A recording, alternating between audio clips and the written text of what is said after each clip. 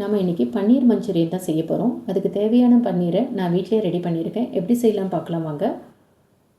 அதுக்கு ஒரு 2 எலுமிச்சம்பழம் எடுத்து வச்சுருக்கேன். இதை நல்லா கட் பண்ணிவிட்டு இதோட சாரை ஃபில்ட்ரு பண்ணி எடுத்து வச்சுக்கோங்க. இதுக்கு 1 லிட்டர் பால் எடுத்து வச்சுருக்கேன். இதை நல்லா காய்ச்சிட்டு நல்லா கொதித்த பிறகு இது கூட கட் பண்ணி ஃபில்ட்ரு பண்ண அந்த சாரை கொஞ்சம் கொஞ்சமாக சேர்க்க போகிறோம். சேர்த்து நல்லா கிளறி விட்டுக்கோங்க. இப்போ பால் நல்லா திரிஞ்சு வந்த பிறகு அடுப்பை ஆஃப் பண்ணிவிடுங்க. இதை ஒரு காட்டன் கிளாத்தில் நம்ம ஃபில்ட்ரு பண்ணி எடுக்க போகிறோம். நம்ம பன்னீரை வீட்டிலே செய்கிறதால சுவையும் சூப்பராக இருக்கும், டேஸ்ட்டும் நல்லா இருக்குங்க.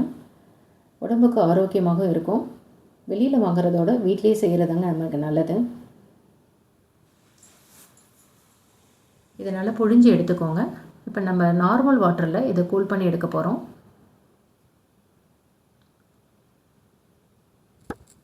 இது நார்மல் வாட்டரில் விட்டு நல்லா அலசிக்கோங்க.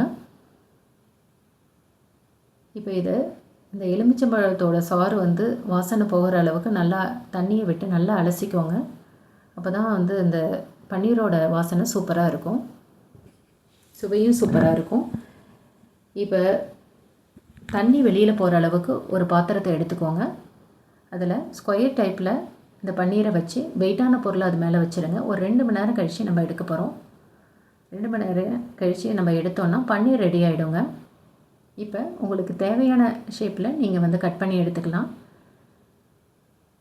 இதை நீங்கள் ஸ்டோர் பண்ணி ஃப்ரீசரில் வச்சுக்கலாம். உங்களுக்கு எப்போ தேவைப்படுதோ அப்போ நீங்கள் யூஸ் பண்ணிக்கலாம்.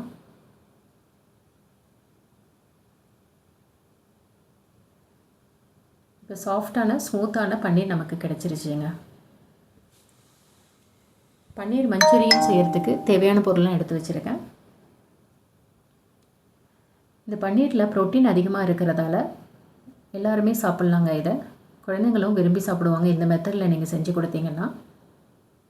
இப்போ கட் பண்ணி வச்சிருந்த பன்னீர் கூட சால்ட்டு, பெப்பர், கார்ன்ஃப்ளவர் இதெல்லாம் சேர்த்து நல்லா மிக்ஸ் பண்ணிக்கோங்க. ஒரு 5 நிமிஷம் இதை ஊற வச்சுக்கோங்க. இப்போ எண்ணெய் காஞ்ச பிறகு இது ஒன்று ஒன்றா இது கூட சேர்க்க போகிறோம்.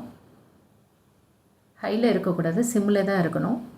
சிம்மிலே வச்சு நல்லா பொன்னிறமாக வறுத்து எடுத்துக்கோங்க. இதை இப்போ ஒரு கடாயில் எண்ணெய் காஞ்ச பிறகு வெங்காயம் பொடியாக நறுக்கிய பச்சை மிளகாய் இதெல்லாம் சேர்த்து வதக்கிக்கோங்க. கருவேப்பிலையை இது கூட சேர்த்துக்கோங்க. இது ஓரளவுக்கு நல்லா வதங்கின பிறகு தக்காளியை சேர்க்க போகிறோம். இது கூட இஞ்சி பூண்டு பேஸ்ட்டு, மஞ்சத்தூள், காரப்பொடி, தனியாப்பொடி, கரம் மசாலா, தேவையான அளவு உப்பு சேர்த்து நல்லா வதக்கிக்கோங்க. இது ஓரளவுக்கு வதங்கின பிறகு ஒரு 1/2 கிளாஸ் தண்ணியை இது கூட சேர்த்துக்கோங்க. இப்போ பொரித்து வச்ச பன்னீரையும் கொத்தமல்லியும் நல்லா தூவி வதக்கி விட்டுக்கோங்க. அவ்வளோதாங்க, பன்னீர் மஞ்சூரியன் ரெடி ஆகிடுச்சுங்க.